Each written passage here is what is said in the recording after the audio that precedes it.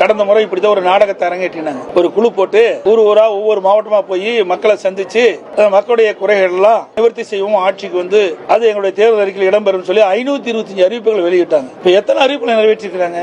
உதாரணத்துக்கு 100 நாள் வேலை திட்டம் 150 நாளா உயர்த்தணும் சொன்னாங்க. உயர்த்தினாங்களா? அந்த 100 நாள் வேலை திட்டத்தில் பணிபுரிகின்ற ஊழியர்களுக்கு சம்பளம் உயர்த்தினாங்களா? இல்லையே. அதோட கல்விக்கடன் மாணவர்கள் தேசியமயமாக்கப்பட்ட வங்கிகள் வாங்கிய கடன் தள்ளுபடி சொன்னாங்க. தள்ளுபடி செஞ்சாங்களா? இல்லையே. அதோட மாதந்தோறும் கேஸ் சிலிண்டருக்கு 100 ரூபாய் மானியம் கொடுத்தாங்களா? இல்லையே. ரேஷன் கடையில 1 கிலோ சர்க்கரைக்கு 2 கிலோ சர்க்கரை போடுறாங்க. செய்யலையே.